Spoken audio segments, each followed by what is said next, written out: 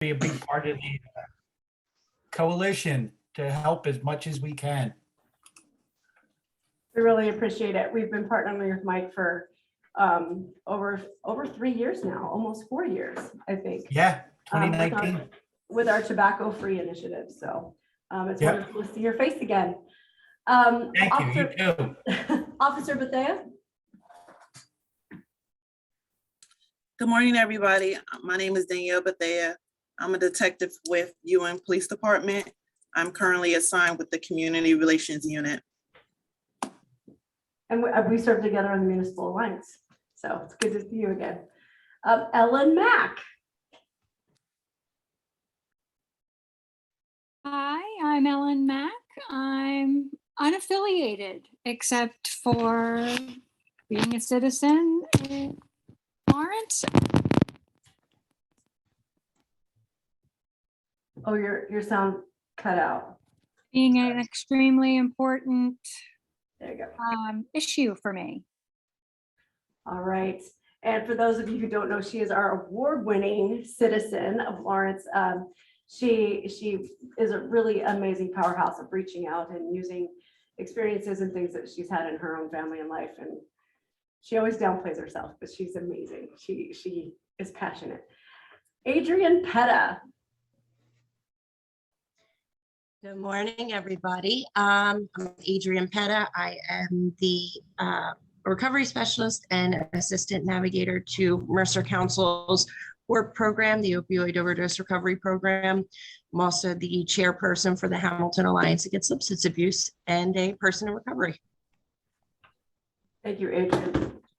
We also appreciate all that we do. Not only one thing she mentioned, she works here as part of our work program, our opioid overdose recovery program, and Dave is in charge of that. He'll talk later, I'm sure. But we've been working together more with the Municipal Alliance, and we love that we have those contacts in the communities. Okay, Eric Van Eck.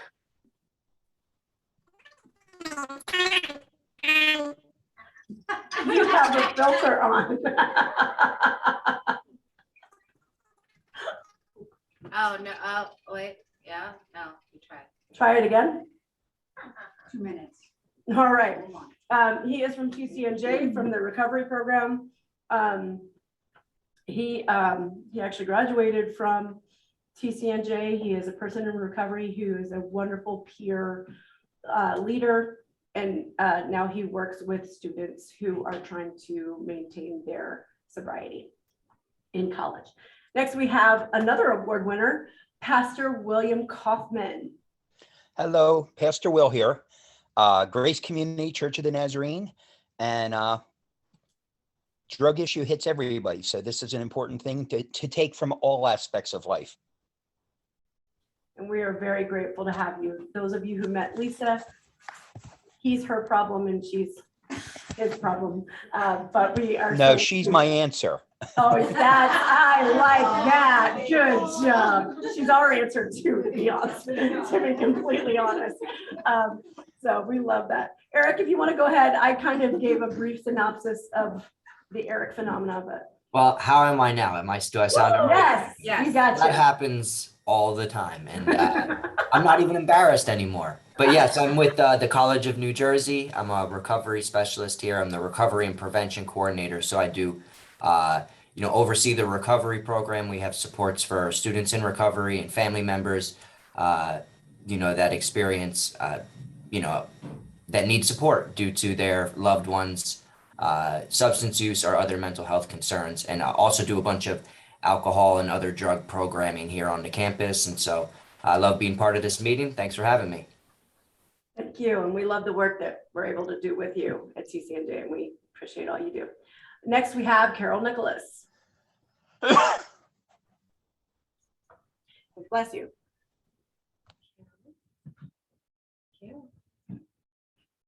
Carol, are you able to unmute? There you go. Carol Chamberlain, I'm sorry, I didn't hear you. Sorry. Good morning. Carol Chamberlain. I am one of the vulnerable population outreach coordinators for West Windsor, which also serves Robbinsville and Hightstown. one of the roles that we play is identifying resources within the community for our vulnerable population. So I am glad to be on this call with all of you and share the resources that you provide also. And we're a little bit, hopefully now things are not quiet, but we can get a little less COVID centric and work on some other things too. So glad to be a part of the group. We're so glad that we got to keep you.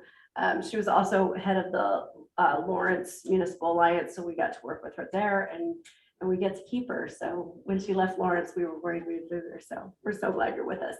And Carol, so we have some power carols. Carol Nicholas. Can you hear me? Yes, Can you hear me now? Yes. Oh, good. So hi, I'm Carol Nicholas with the Greater Mercer Public Health Partnership, which is a coalition of 4 hospitals, 8 health departments, and 64 nonprofits who are trying to improve the health of Mercer County. Wonderful. Thank you, Carol. We appreciate all the work you do. Okay, Natasha. Hi, my name is Natasha. I'm a coalition coordinator from Partners in Prevention, Hudson County Coalition. I'm here to support the other coalitions. All right, we appreciate that. Our regional coalition partners. Raquel? Hi, good morning, everyone. I'm also a coalition coordinator with Partners in Prevention under the Hudson County Coalition. So again, like Natasha had said, we're just here to support, and also we do a lot of work with substance use and misuse and prevention, just trying to create awareness. Wonderful. Thank you so much. Dario. Hi, good morning. Thanks for having me. This is Dario Paglione with the Division of Mental Health and Addiction Services. I'm a prevention program manager and a active father. I'm sorry, I'm working from home today. And I just found out he has another little new one, tiny little new one. So we appreciate all the support you give to us, Dario. He's with the state and oversees some of our more targeted programming, including the coalition. We appreciate that. Laura. It's a small piece of the pie that I contribute. Anything we can do, man. You guys are amazing. And Thanks so much. Your contacts, like you've always said, and I remember since the first time I met you, Melissa, is connection is the opposite of addiction. I really appreciate that. Absolutely. Thank you so much. Hey there, thanks for having me. I'm Laura Berger from Sussex County's Coalition for Healthy and Safe Communities. So again, looking forward to hearing all the good stuff that's going on with you guys. All right. Thank you so much for being here. Many of these wonderful people from the other coalitions I've known for several years, and with virtual meetings, we've been able to actually get to know one another and actually kind of glimpse what everybody is doing in every county. And that's been one of those weird, mixed results that you got from COVID. We're going to go around the room. There's going to be limited hearing because if we move the mic too much, it gets a lot of static, but I'll try to just give a brief rehash. Okay. For those of you who are joining us virtually. Okay, go ahead. Nancy. Hi, I'm Nancy Zroshin, Penn Medicine, Princeton House Behavioral Health. Okay. And we provide substance abuse and psychiatric inpatient. And we met your new colleague. Go ahead. Yes, hi, Sarah Burstens, also in Penn Medicine, Princeton House Behavioral Health. I'm the new addictions clinical director for outpatient services. Wonderful. We're glad to have you. A wonderful resource. Dave. Hi, everyone. Dave, local here at Mercer Council, predominantly responsible as the navigator for the opioid overdose recovery program, but also supporting coalition and a lot of the community outreach and other, collaboration initiatives that have sprouted up, particularly around overdose and opioid fatalities over the last few years. So pretty engaged in the community as well. Hi, I'm Margarita Leahy. I'm the new executive director. Yes, I have training wheels still on, trying to learn everything. And please excuse me, but at 10 I have a DMOS meeting, so I'll be you guys meeting out at that time. But I'm super excited that everyone that did show up came in person and virtual. She says training wheels, but she's doing an excellent job. Yeah. She actually put that rack together.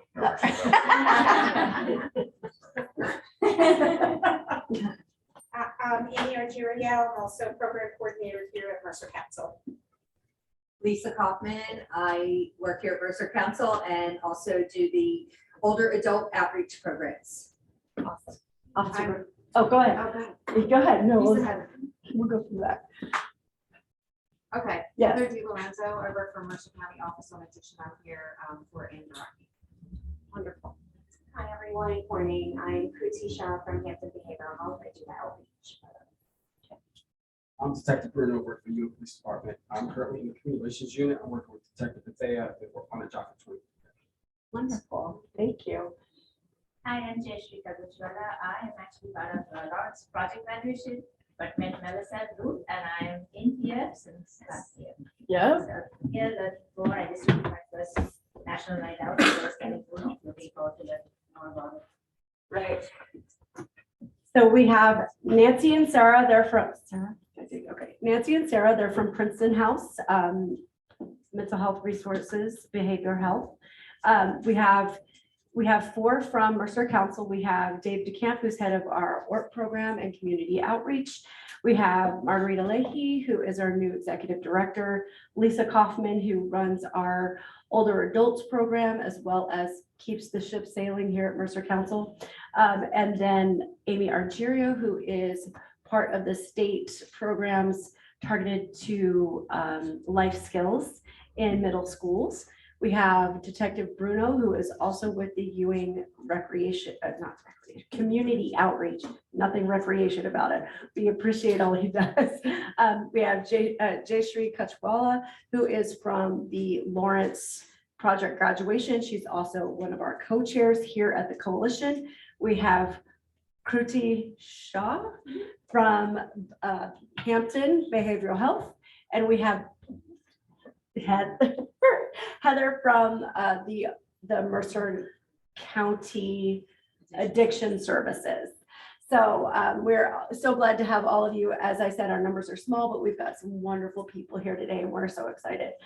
So I first wanted to give the time over to Jayashree Kachwala because she is our co-chair. I also asked her if she would just give a brief report on the project graduation program, which is something that we're heavily involved in. I got to be a 2 a.m. volunteer, but this is a huge event that helps provide a substance-free party and an event and activities that students can engage in. And that is absolutely one of our goals, is to provide those opportunities for youth to just be youth without substances involved. So would you mind coming up to the mic so they can see you and hear you? Putting you on the spot. Hey, good morning, everyone. I can't say enough about what happened at Project Graduation Night, because after 2 years of COVID, we got really bashed during COVID years. Parents were mad at us. It was a really mix that we went through, but glad that we had an in-person Project Graduation Night. It was wonderful. We went through a lot. Thanks to Melissa for all the support that we got from the community and everyone. We did 2 great events. We did the crash event. That's a crash presentation. We call it the senior breakfast. We provide senior breakfast and have everyone, all the seniors come in and watch a mock crash presentation, which is the best thing. I feel it's much better than the Project Graduation Night for me, because I still get goosebumps when I watch that presentation. And so that was great. We had a great attendance this year. Pretty much the entire class attended, which was good. And then we had the Project Graduation Night. We had almost about 200 kids out of 300 who attended. We had lots of food. There was a DJ who was on his own for some reason, but we had the karaoke, very popular, lots of food. We got lots of food from, very diverse menu. Everyone enjoyed. Seniors always, I find them so humble that night. I'm really humbled when they come and ask me, can we have a second? I said, yes, sure. But was a great night. I think mission accomplished. It was wonderful. So thank you, everyone who helped, everyone. We were about 50 volunteers that night. We started at 9 and the program started at 11 and we finished at 5 a.m. in the morning. Got home, got an hour of sleep and got back to work. It was great. That was Project Graduation. And about being a co-chair, I am here learning. My partner is missing here, Anne De Janeiro. She's working right now, but looking forward to what we can do with the next event that's coming up. That's the National Night Out. Okay, all right, that's it. Thank you, everyone. Thank you. Thanks. Yeah, so we were very excited that that happened so well, and there weren't many hitches once the night happened. It was so much work that Jayshree and her committee had put into it, and we were very proud to be part of it. She did share with me that one of the intake people did notice a girl that seemed like she was inebriated, and she wasn't a danger to herself or to others. And you know, we want this to be a substance-free event, but if someone is coming who is already impaired, we kind of made the decision, I think all of us were on the same page, we didn't even vocalize it until afterwards, that we would rather her be there in a safe environment than on the roads, or, you know, in a place where she could further endanger herself. So it worked. It was a great success. It was my first hypnosis show. I'd never seen one. It was hysterical. And talking to the kids afterwards it was so funny. So it was a great positive experience, and I think everyone was happy that they came. Some other things that are coming up on August the 13th. Trenton Thunder is having a substance prevention, substance use, substance recovery support themed game. We will be tabling inside the stadium with the DEA, the Drug Enforcement Agency. They have offered us a staggering amount of tickets. So if you, your family members, a group that you work with, team building, whatever, if you are interested, please reach out to me. I will put you in contact with the DEA. That goes for all of you. And that can be you and your families, or that can be, you know, a group that you work with, youth, whatever you want. Please come. You know, obviously baseball is really fun to a lot of people. I personally just like to be in the stadium and talking to people, but I know that shocks all of you who know me. We are going to be representing our TOPS program, which is our youth athletes opioid program.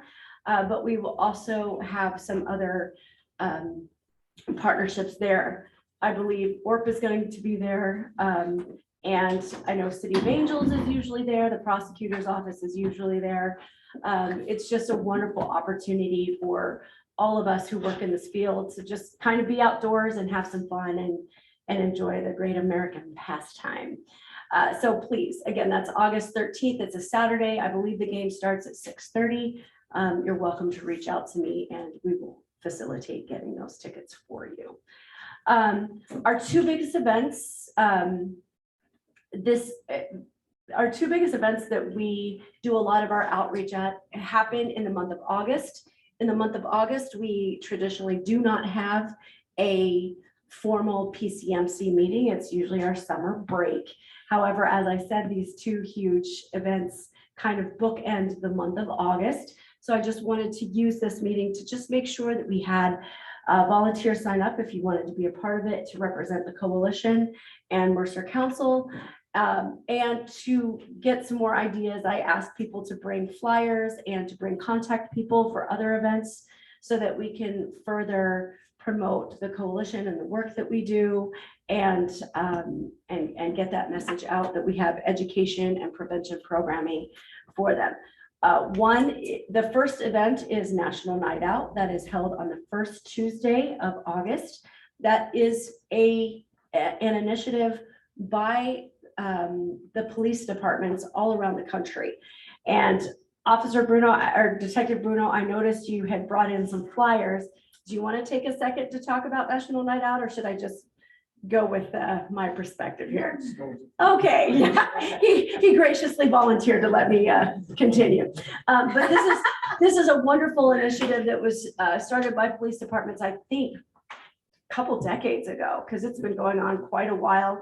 It's slowly been adopted by local police departments, but as I said, it's a national thing where it's just a great community outreach with different organizations. We're always represented, the Municipal Alliance is always represented, local service organizations, politicians come out, schools come out, businesses come out, and it's just an opportunity for the community to interact with police departments, so that people understand what their roles are in communities, so that they can get to know the communities that they serve.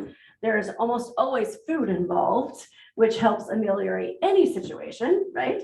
I know at Ewing, which is where I've participated the last 5 years, they have the pool open. I think they give you a free pool day. The fire department comes out. We have the cool state police helicopter come, and officers are out there working the grill. They're talking to people. The mayor comes out. We have music. Municipal Alliance always provides popcorn, and it's just a really good community outlet. It's a really good time to meet the leaders and just the members of your community. Now, our role as Prevention Coalition is obviously we want to tell the communities about the different initiatives and resources that we have, but we also want to use this as an opportunity to educate. This year, our theme is going to be that marijuana affects youth brains differently than cannabis affects adult brains, because there is a lot of misinformation out there about marijuana and cannabis, and just kind of explain where we are in the process and our concerns. Obviously, marijuana is legal. Or cannabis is legal. We are very, very aware of that. But how can we protect our more vulnerable populations, especially our youth who still have developing brains and still have special needs in regards to the substances that they add to their bodies? So we will have talking points, we'll have info graphics, we'll have a lot of information. We will type it all up for our volunteers so that you can answer some of the most frequently heard questions. And of course, you guys are welcome to talk to us beforehand if there's any concerns that you have. Yes, Melissa. Yes. For that one, just so everybody understands, we are actually at every National Night Out event. Right. So we have what, 10 different tables, 11 different areas. So that's 11 opportunities to volunteer. So please, please volunteer. Right. So Lisa was just clarifying that since we are countywide, a county serving organization. Oh, Alice. No, it's not the mouse. The mouse is at here. Sorry, I run to the computer. Oh, ow. So Lisa was clarifying that since we are a countywide organization, we do have a representation at every National Night Out available. And right now, there are 10 that we are aware of. I know some communities have been slow to bring it back just because of the pandemic and kind of trying to get their wheels under them again. But based on our phone calls, I think almost every municipality is doing it this year. Yeah, so including Princeton. Our outreach so far has told us that most communities are doing it. So it is an opportunity. If you live in a community and you want to volunteer there, that would be great, because not only would you connect with the community that you live or work in, but it would be a great opportunity to spread it for the council. So we have sign up sheets. I'm going to pass them around physically, but if you want to put something down, feel free.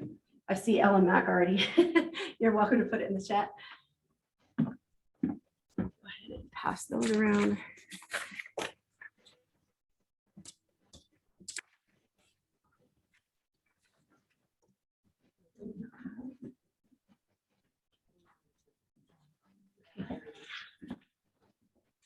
Alrighty. Hold on just a second. So also for National Night Out, we've had Princeton, Trenton, Ewing, Robbinsville, Lawrence, give me a second, East Windsor. Hamilton, thank you.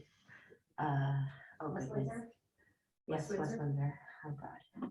Okay, I'm not from Mercer County. Just making that clear.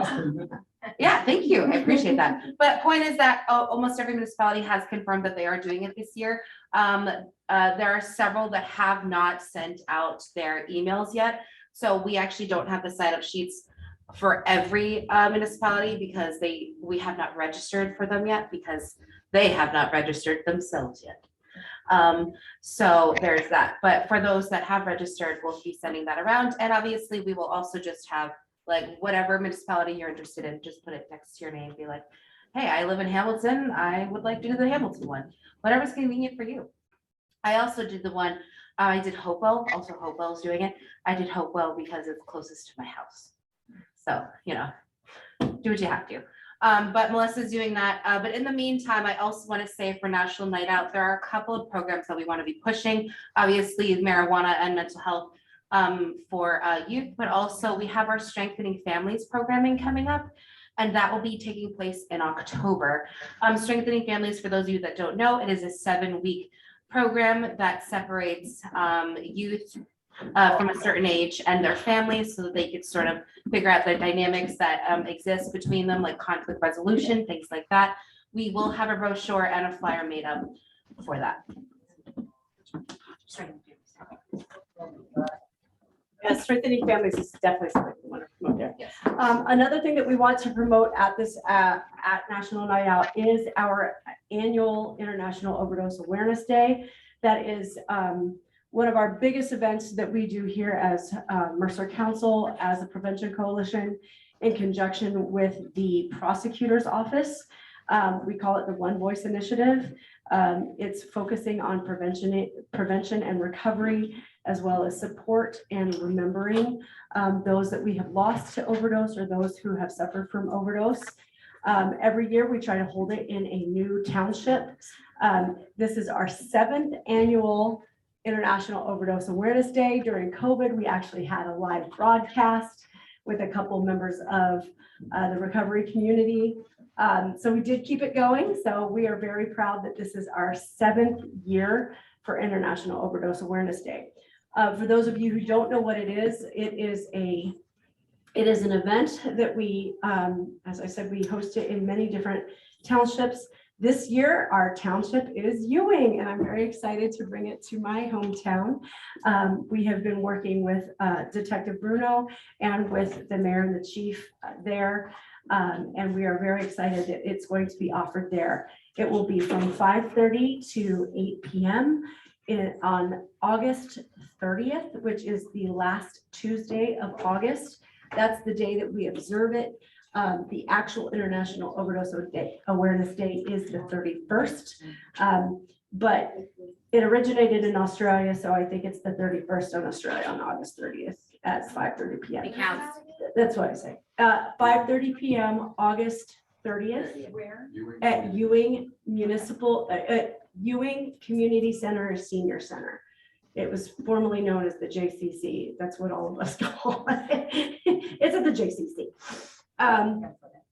So it's going to be in that is the same location as the National Night Out. So that'll be very easy to remember. So we're going to have it in that same location. This is an opportunity where we have leaders speak to us about the efforts that are going on for mental health and substance use and recovery.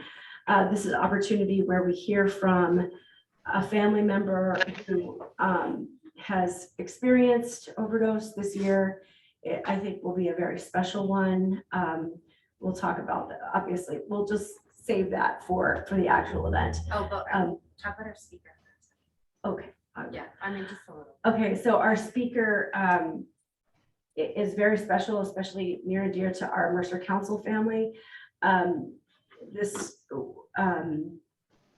A young man died of overdose in 2019. Was it 19 or 18? What year did we start here? 17.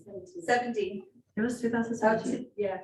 Okay, in 2017, a young man died of overdose with fentanyl-related substance, and at the time he was the youngest youngest person in New Jersey to die of an opioid overdose, and he's actually a relative of our Mercer Council family here, and his mother, who is also in active recovery, is going to be speaking to us. This is the year he would have graduated from high school. So it's especially poignant. It shows how pervasive this issue is and what we're truly fighting against and what we're trying to prevent and trying to support people in recovery for. So it will be a special evening. We have lots of resources there. We intend for this to be a place where if a family member has someone they're concerned about who is dealing with overdose, that they can come and get resources, that they can even find a place to put them or learn about Narcan or get rid of their prescription drugs that they're trying to get out of their home. Those are the examples of some of the vendors that we have there. We have as many service providers as we can, community organizations. Many of the organizations sitting here have been a part of it. If you want to be a part of it this year, obviously we want you there. We want you to be able to give your information and resources to the public.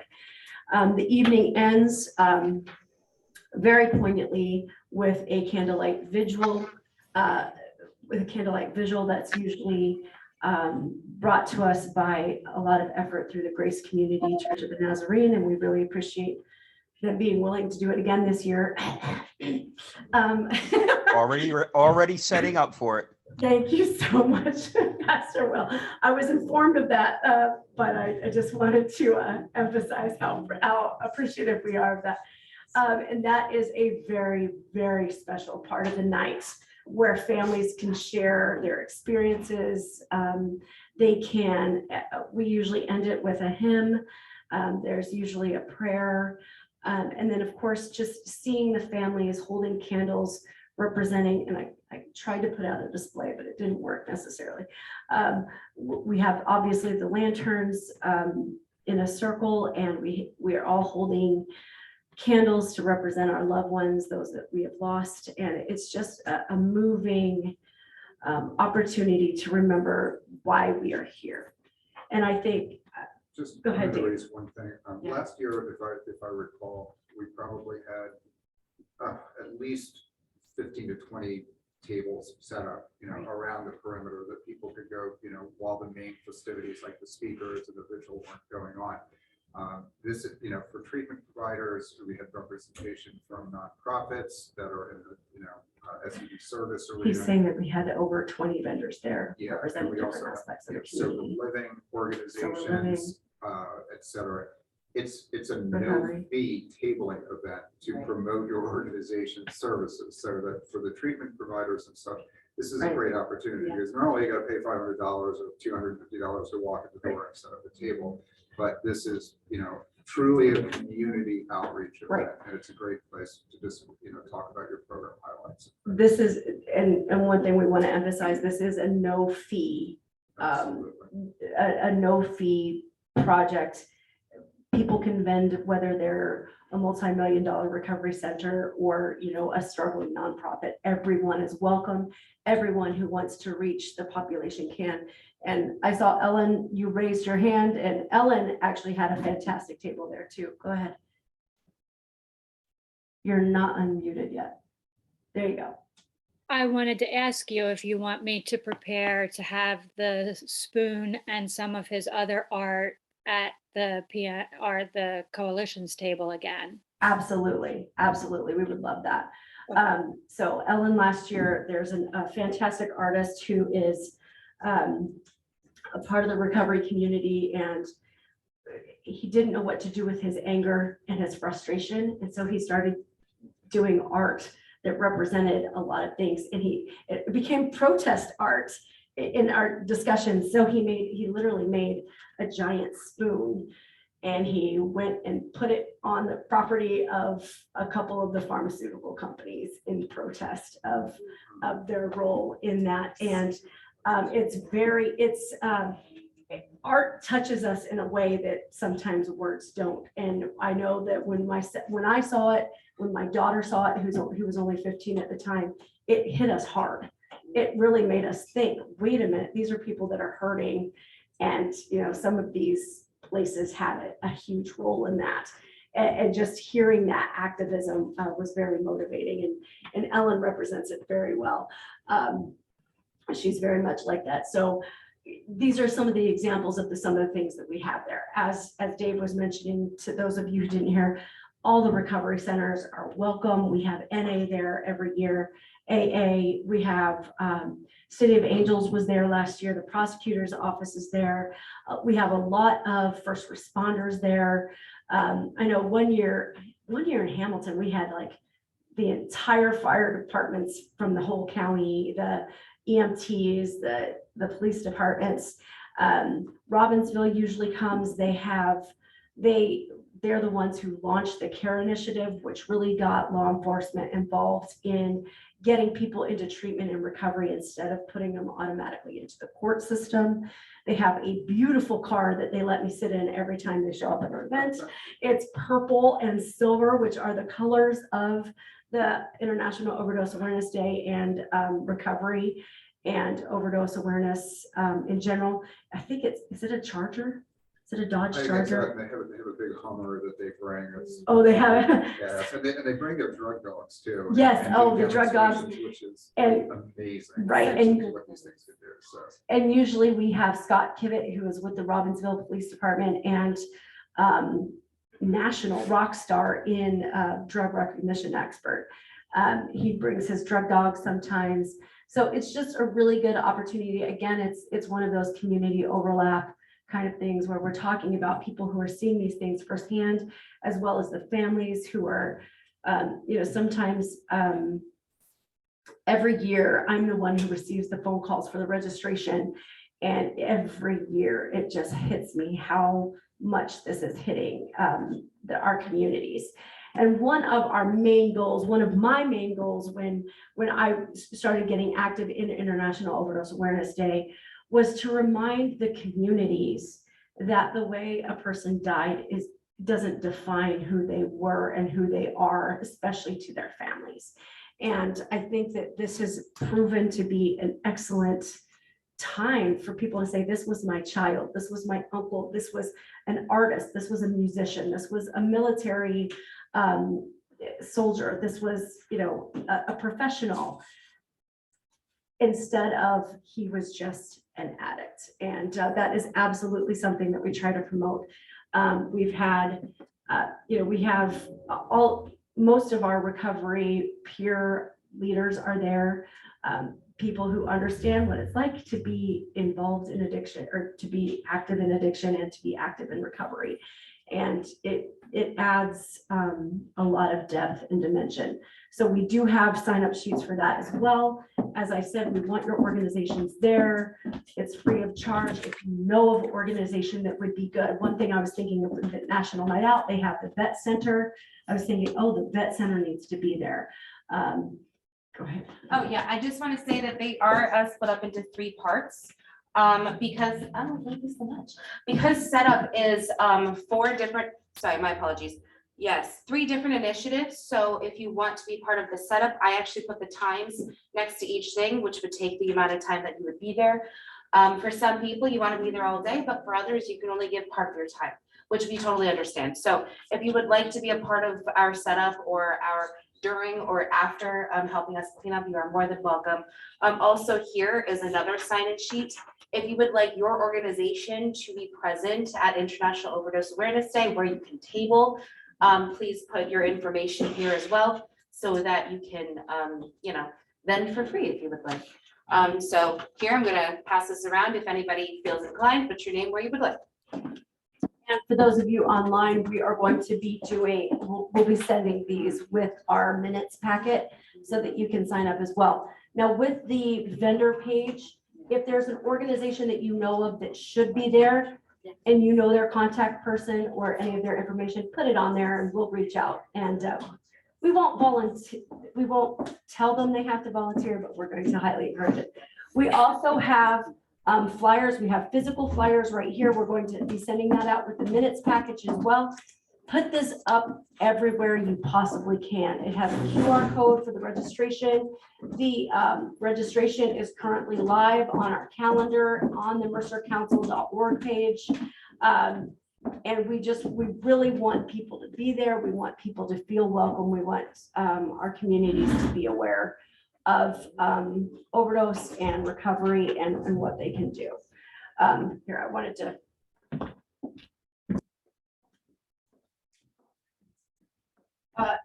So one of the assignments at International that we have on the thing is handing out our t-shirts and our registration. Every year, we give a free t-shirt to anyone who comes. It is in the purple for recovery with the silver ribbon from Overdose Awareness Day with our One Voice logo on it. It's very flattering. Yes, it's purple. And then it has, the reach line on the back. It has one of the big New Jersey resources on the back. That is free when you register. Until supplies last, of course, but not many people have free stuff. Families with children, we might have something for them to do. We're not sure about that. We're gonna make that work. But as I said, this is a family affair. People bring their children. The prosecutor provides ice cream. So that helps a little bit. It's one of those programs that is humbling and is solemn in a way, but it's also very hopeful. There's a lot of laughter, there's a lot of tears, there's a lot of memories. Another really important part of it is that we have a memorial display. This is what we're doing this year. We're using shelves. We're not building. Yeah, go ahead. I'll be in the show. We're not building a display out of cardboard boxes like we have in the past.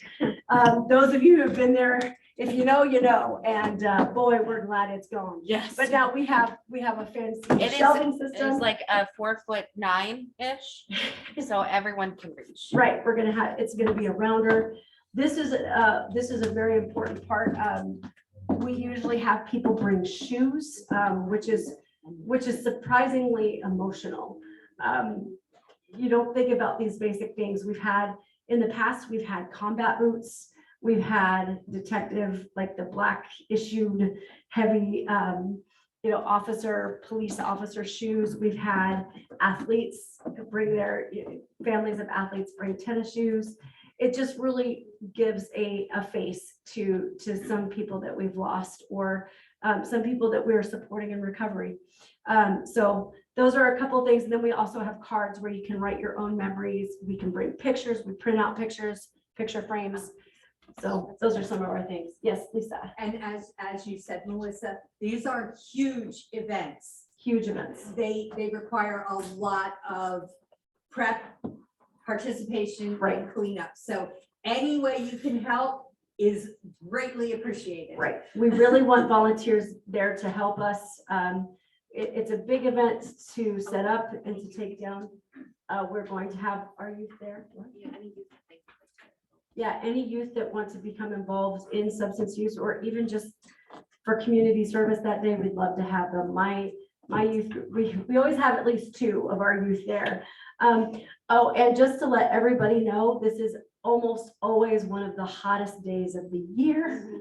So we're sorry for that. That is the one thing we cannot control. Did get fans. Oh, yes, we do have fans this year. They're on the back table. Here, show the people. Oh, yeah. So anyway, so if you would like to volunteer, if you'd like to be part of that, we really, really want you to be Isn't that there. great? Those are our fans.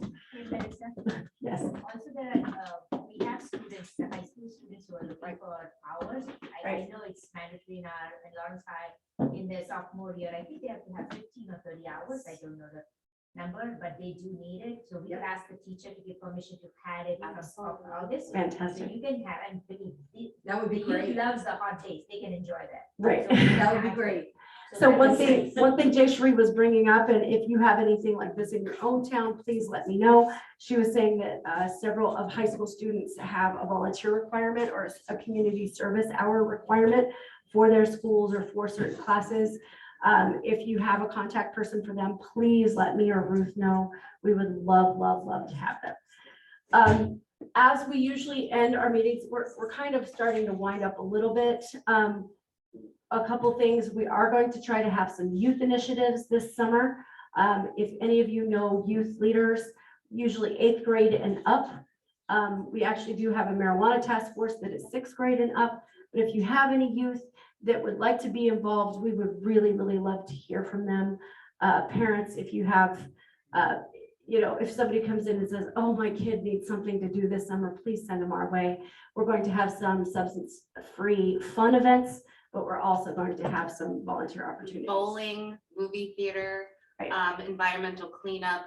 We plan on going to a park and picking up vape trash, things like that. So any way they would like to get involved, once again, community service or anything along those lines. Right.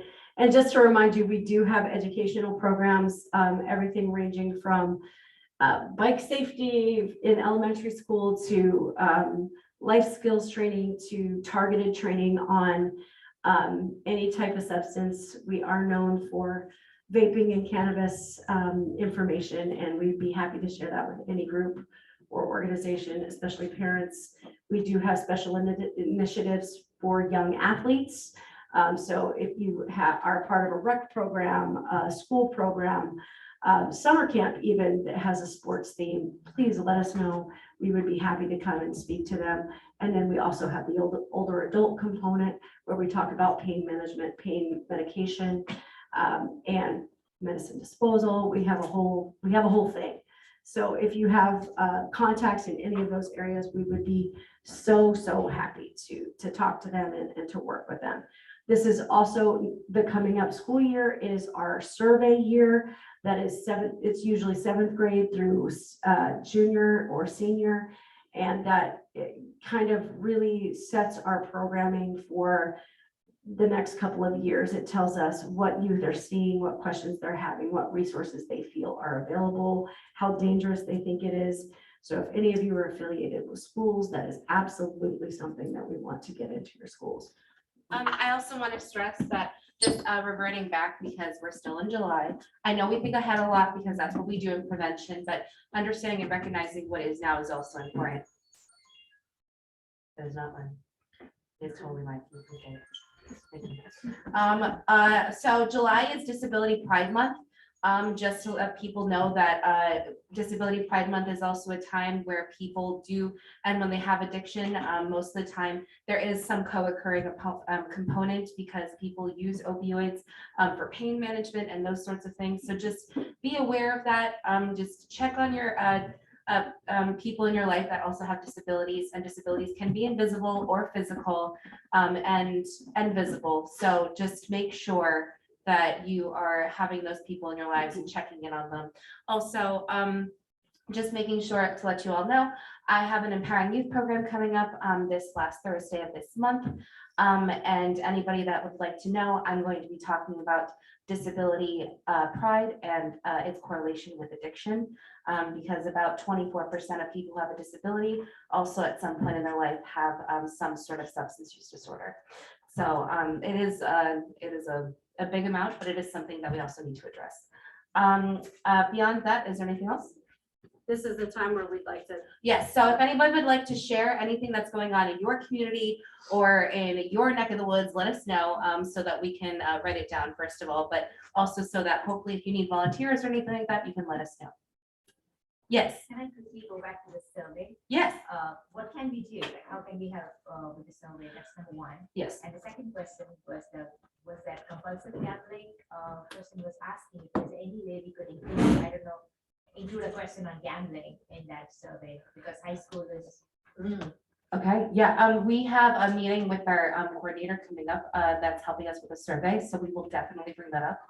Along with the community survey, I think the community buy-in is really important. So if you have teachers or administration that like really want to know the pulse of their community that they're serving, then that would be the best way. Honestly, just being friends with people who know people is just really important these days. So that would really help us as well. Also, maybe reach out to the parents to encourage them. Yes, absolutely. Rally, do it. I love it. Anybody else?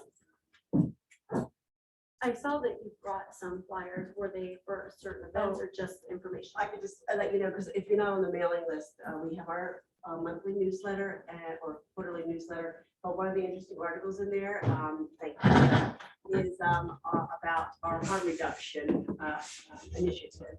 So please feel free to take that when you leave. And awesome, love it. And harm reduction obviously is one side of the coin with prevention. So you can't really have one without the other. So we really appreciate that. Is that online as well? it should, yeah, it is. Can you just tell them that the newsletter is online and we'll send it out? There's a newsletter online from Princeton Behavioral Health, yes. And we'll be sending that out. They have a piece on harm reduction.